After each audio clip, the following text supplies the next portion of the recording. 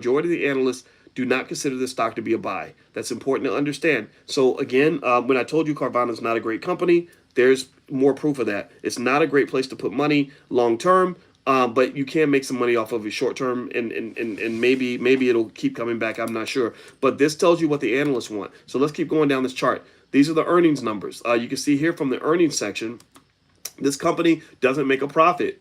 Most of those numbers are pretty negative. I think they had a positive number here somehow, but look, negative, negative, negative. So this company isn't. It's a strange company. They're living off of money from the bank. A lot of businesses are what they call zombie companies that are in a position where if the banks suddenly pull back their funding, that company would not exist. I think Carvana might be in that category. But let's keep going. Let's keep scrolling. All right. So here's what happens, right? So I go to actually instead of getting impatient, I'm gonna let it play. All right. So basically at that point, what I might decide to do is I might say, hey, I want to make some money from Carvana. I might want to make some cash from this company. So what I would do is go to this next page, right? And at the very bottom, at the bottom, you can hit trade. You hit that button that says trade on the bottom, right? And you can trade options, right? So it gives you the choice. Do you want to trade options or trade stock? And I would hit options. Sorry, let me back that up so you can see it. Okay, so if you see trade, right? And there we go. So when I hit that, it changes. So I can trade options right here. Hit this green button, and then I go in, and on this next page, I can then pick two things. When you sell calls or buy calls or whatever the case may be, you're picking two variables. You're picking the strike price and you're picking the expiration date, right? In a way, you can almost think of it like a basketball game where you're taking bets on whether or not the team that's behind is going to catch up with the other team. So two variables you might manipulate are one, how big is the deficit, and two, how much time is left on the clock. Okay, so if a team is down by 12 points and there's 45 minutes on the clock, then that's a pretty decent bet. You can make up a 12-point deficit with 45 minutes on the clock. But let's say that they're down by 12 and there's only 30 seconds on the clock. Well, then that would be a bet that has different odds because it's very hard to overcome a 12-point deficit with 30 seconds on the clock. So here, what I might do is I might sell that call for the next week, and I want to generate income from Carvana. These numbers tell me how much I get per share. So I have to own 100 shares in order to sell that call. I've got to own the 100 shares. So remember, right now with Carvana at the price that it's at, that 100 share investment might cost me $4,600. But because the margin number, the initial margin is 64%, I don't have to put up the whole amount. I can put up 64% of the 4,600. So I get together with my relatives and I say, hey, let's do this as a business and let's buy ourselves 100 shares of Carvana stock or 1,000 shares or whatever our income will afford. And then we can go in and generate this income on a weekly basis, right? So then I'm going to pick the time to maturity, how much time's on the clock. I got July 28th here, but I could go out to August. I could go out to middle of August. I can go out to late August. I can go as much as 2 years into the future. But instead, I like to do weekly because weekly generates the most income. And then I pick the strike price. The strike price is where the action happens. The strike price is where if the stock passes that price, then somebody gets the right to buy that stock from me. Remember, when I collect the money, when I get the cash in my account, I'm selling something. The stock market does not give money away for free. So if I receive money, a good question to ask yourself is, what am I getting in exchange for that money? Well, what am I giving up in exchange for money? Sorry about that. So I'm receiving money and I'm giving them a gift. What gift am I giving them? I'm giving them a right to do something. I'm giving them an option. An option is something that you could do if you want to, or you don't have to do it if you don't want to. And the reason that they're buying this option is because they want to keep their options open in case the stock price shoots through the roof. And so here I pick the price that I'm selling the option at, right? So I could say, I'm going to sell you the right to buy my stock for $47.50 anytime in the next 5 days. That's what you're basically saying. You're not talking to another person, though. They have a clearinghouse in the middle between the two of you. So you're basically saying, I'm selling you the right to buy my stock at this price now or up until July 28th, okay? And in exchange for that, you're going to give me money because it's my stock. It's just like if I'm renting you my horse. You get to ride my horse from here to the end of the barn, and you got to pay $5 to ride my horse, okay? Because I own the asset. You're paying me to have the right to do something with my asset. It's like a hotel room. I have the hotel room, or this is my hotel. These are my rooms. You can pay me, and the amount of time that you're in the hotel room will change the price that you have to pay to be in that room. And the other requirement, though, is if I rent my hotel room, I can't rent it to anybody else during that time. I can't do anything with that room as long as you're in it, right? So the same thing is true with the stock. Once I sell the option on that stock, I can't do anything else with that stock. That stock has to sit there. Robinhood will lock down my account for the most part, not to the point where I can't use it, but they're not going to let me go sell the stock. They're not going to, if I have to have a certain amount of cash available, they're not going to let me just pull out the cash. They're basically holding it in escrow to see how it happens, right? It's almost like, so think about it, like if people gamble on a basketball game, they might have a person that may say, hey, Pookie, I'm betting him $20 on the game, and everybody gives their money to Pookie, and Pookie holds the money in escrow so that nobody can come and take their money in case they realize that they're losing, right? You follow me? Okay, so effectively, Cousin Pookie, the bank, Rob, aka Robinhood, is going to hold the money in place because you kind of, to some extent, placed a bet with another person. They paid you money for the right to buy your stock at this price before this date. So this is the amount that you get. So here, all these numbers are in hundreds, right? Because remember, you have to have 100 shares to sell a call. So if I sell the 4750 call, I get $214 per share. So if I have 100 shares, I get $214 in my account. If I have 1,000 shares, I get $2,140 in my account. That's pretty cool. That's $100,000 a year that a person can make by owning just $47,000 worth of Carvana stock, where they didn't even put up the whole 46,000. They put up 64% of that. So you put up 24 grand, you're making tens of thousands of dollars. That's a beautiful thing, right? So you keep going. Let's see what happens here. All right, so we hit this button. Let's see which one Boyce picked. I don't remember which one I picked on this example. I think I picked the 4750 because what I tend to do is I'll look for a strike price that's maybe 3-4% above the current price. There we go. That's what I picked. So you see that? So the 214. So I have 100 shares. That means I'll get 214 if I have 100 shares. I think I put a 10 in here. $2,140 minimum credit. That's money that once this trade goes through, that money belongs to you. That is your money. So so you think about this, right?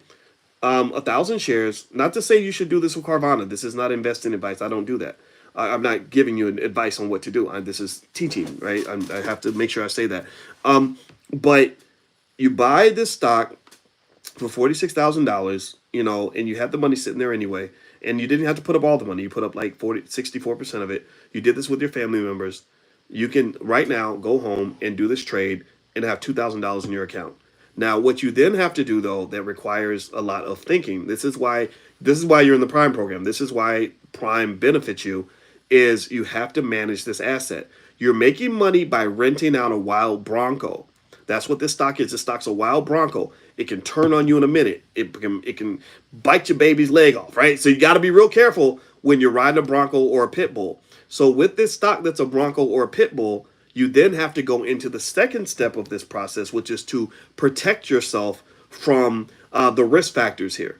Because what if I buy this stock and it suddenly drops by 25% tomorrow? Well, then all the money I'm making from the weekly income has kind of been evaporated by the loss in the equity value. It's like me starting a business or buying a convenience store in the hood that's making, thousands of dollars a week. But then what if somebody comes by and burns my store down or busts the windows out or there's a shooting in my store, right? So I have to think about security, right?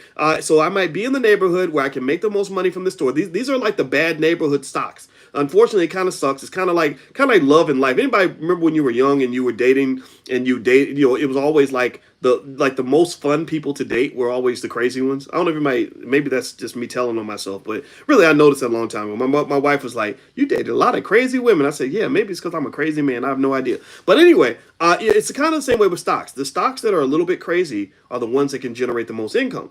So you can take that crazy income, but you have to make sure you provide the security. And so this is why greed and fear cannot be your driving emotions in terms of your investing. You have to calibrate those two emotions, because greed will make you let your guard down. Greed will have you thinking, like I did with Tekadu. I had Tekadu, that Chinese company. I'm still mad about it. This Chinese company I owned I was making thousands of dollars a week on that one stock alone. I kid you not. I'm talking about more money than a neurosurgeon just from owning this company. I wasn't doing any work to get this money.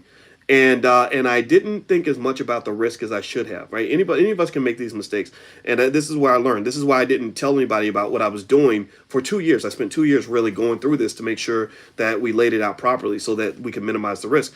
And this freaking company literally damn near disappeared overnight. The Chinese government just literally killed the entire industry. So that stock went from $31 down to $3. And unfortunately, I broke even because I collected so much money from the premiums that it made up for what I lost with the equity. But instead of having a massive gain, I had kind of a tie. Like it's almost like you're in a basketball game where you're ahead 30 points and you don't think about protecting the lead. So you're just running down and you're throwing up 3-point shots and just doing whatever. And then next thing you know, you win the game by 1 point, or with it that you should have won by 30. So effectively, from that experience, I think about that and I say, gosh, if I had taken the time to spend more time buying more put options to protect my position, then when that stock collapsed, I would have made a killing on the collapse, right? So effectively, when I cannot overemphasize the importance of really thinking about protecting the position. So this is what you do. It's very straightforward.